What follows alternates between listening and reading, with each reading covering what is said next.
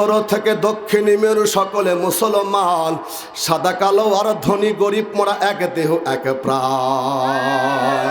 মুসলমান মুসলমান মুসলমান সবাই মুসলমান। তুমি সাদা হও কিংবা কালো হও, দেখো রক্ত তোমার লাল।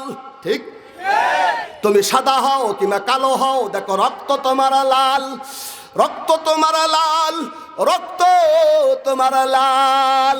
তুমি দুঃখী হও কিংবা সুখী হও, রাখো ঈমান নির্ভেজাল। তুমি দূরে রও কিংবা কাছে রও, কাবাই তোমার ঘর। স্লোগানে তোমার কেঁপে উঠিবে সারা পৃথিবী থর থর। মৃত্যু তোমায় জানায় সালাম, মৃত্যু তোমায় জানায় সালাম। দূরে রয় শয়তান, তুমি তো মুসলমান। তুমি তো, জোরে কথা ভালো লাগে নাকি? তুমি তো, এই পিছন থেকে যুবকরা আওয়াজ দেখাও, তুমি তো, তুমি তো, আমি তো, সবাই তো। তুমি তো মুসলমান, আমি তো মুসলমান, সবাই তো মুসলমান। নারায়ে তাকবীর, নারায়ে তাকবীর। ভালোবাসার কথা বলতেছি, বিরক্ত হচ্ছেন নাকি? তোমরা তো ভালোবাসা নিয়ে পাগল, কথা বল ঠিকই না? কবি পল্লী কবি জসিমউদ্দিন ডালিম গাছে নিচে বসে বসে খালি চোখের পানি ফেলায়। লাতি একটা ছিল ঠোবাস খেলাবার। লাতি কয়, দাদু ভাই ডালিম গাছের বসে বসে তুমি এরকম করে মন খারাপ করে মাঝে মাঝে চোখের পানি ফেলাও। কবি জসিমউদ্দিন ডাক ডাকা, যা তুই ছোট মানুষ বুঝবি না। জসিমউদ্দিন লাতি কয়, না দাদু আমি এখন ছোট নাই, আমি বড় হয়ে গেছি। এখন কিন্তু ছোট ছোট বাচ্চার সঙ্গে কথা কয়া পারা তো বুড়ার মতো কথা কয়। কথা কম ঠিক না? ছোট বাচ্চার সঙ্গে কথা কয়া পার পাবেন না। আমাদের একজন মুরব্বী কয়া হবে না কেন? রুহু তো আল্লাহ একবার বানাইছে, এখন রুহুর বয়স হয়ে গেছে। কথা কম না কেন?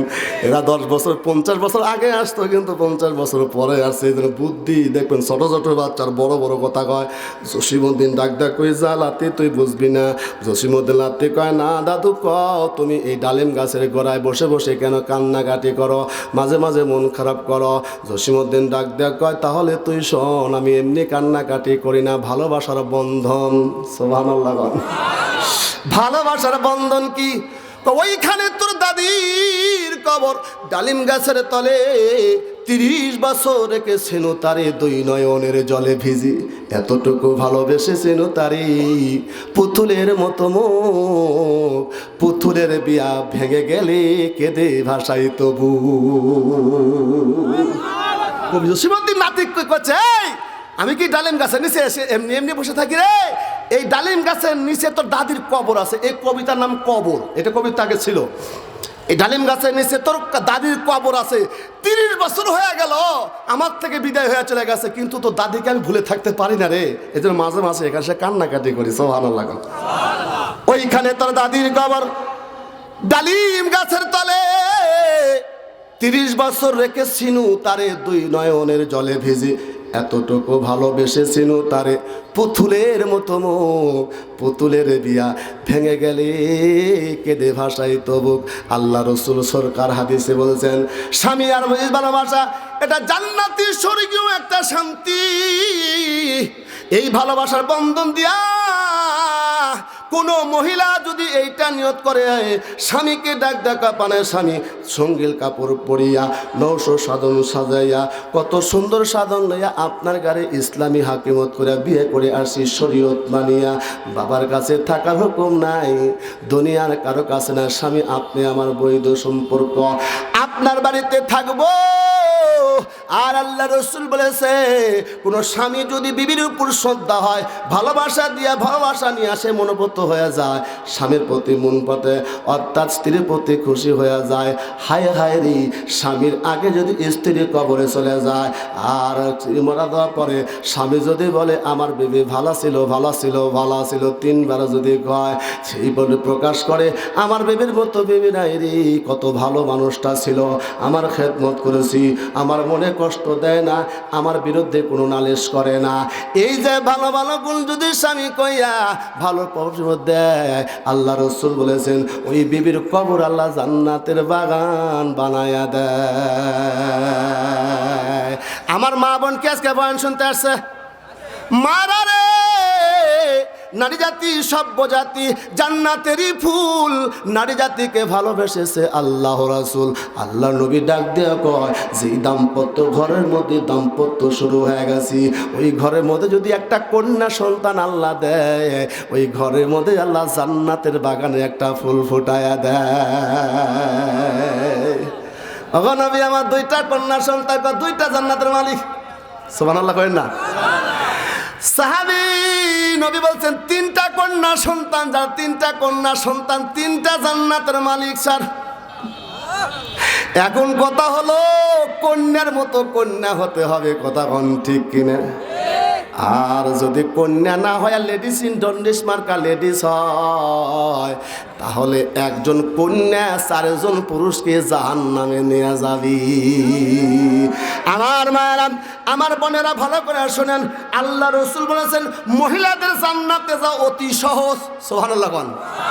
ওরা দুর্বল জাতি, মায়ার জাতি, মমতার জাতি, নারী জাতি সভ্য জাতি, জান্নাতের ফুল। নারী জাতিকে ভালোবেসেছে আল্লাহ রাসূল। আমার নবী তিনটা পিয়ারা জিনিস ছিল, তিনটা পছন্দ। 1 নম্বর সুগন্ধি, 2 নম্বর হচ্ছে নারী, 3 নম্বর নামাজ। নবী দেখায় মহিলারা 4টা কাজ যদি করি আল্লাহ পাক তাড়াতাড়ি করিয়া চলত হয়, 4টা কাজের বিনিময়ে 8টা জান্নাতের দরজা খুলে দিবি। 1 নম্বর ইজা সাল্লাত মারাতা খামসান ওয়া সামাত শাহরাহা ওয়া হাসানাত ফারজাহা ওয়া আতাআত বালাহা। আল্লাহ রাসূল বলেছেন দাখালাত মিন আইয়িল জান্নাতি শাআত।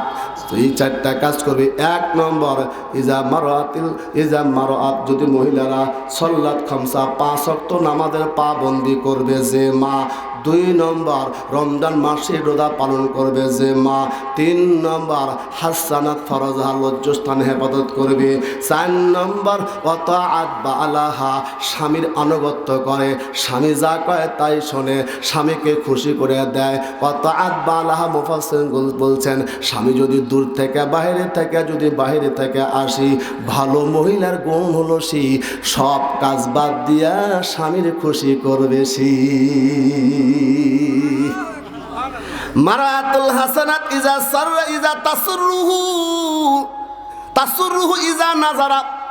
ভালো মহিলার গুণ ওইটা যার দিকে তাকাইলে স্বামীর অন্তরটা খুশি হয়ে যায়। ওয়াতাআত বালা ওয়াতাআত আমরাহা। আর ভালো মহিলা সে যাকে হুকুম করলে স্বামীর হুকুম মানে। স্বামী যদি কয় বগুড়া মার্কেটে যাওয়া যাবে না, এখন কিন্তু পরিবেশ ভালো না, তুমি বাড়িতে থাকো আমি চললাম, কথা কোন ঠিক কিনা? স্বামী যদি কয় আমার গর্ভের মধ্যে নেক্সট সন্তান দরকার, ডিশের লাইন চালান যাবে না, ডিশ ছাড়া আমি বাঁচবই না, কথা কোন ঠিক কিনা? এইটা ভালো গুণ না। স্বামীকে খুশি করতে হবে। মা কেন স্বামীকে খুশি করবেন? আম্মা জান আয়েশা সিদ্দিকা রাদিয়াল্লাহু তাআলা আনহা বলে আমার ঘরে ফার্নিচার ছিল না, আমার ঘরে বড় কিছু রকমের ছিল না। এক চাঁদ থেকে আর এক চাঁদের চাঁদ দেখতাম, 2টা কালো দিনের ঘরের মধ্যে খেজুর আর পানি, কিন্তু আমার ঘরের মধ্যে শান্তির অভাব ছিল না। দুনিয়ার মানুষেরারই তোমাদের সূর্য উঠে পূর্ব গগন থাকিয়া ফজরের পরে আর আমার সূর্য উঠে এশার নামাজ পড়ে আমার ঘরে কেমনে এটা হয়? এশার নামাজ পড়ে আমার নবী যখন ঘরে আসি সুন্দর করে একটা সালাম দেয়, আসসালামু আলাইকুম ইয়া আয়েশা।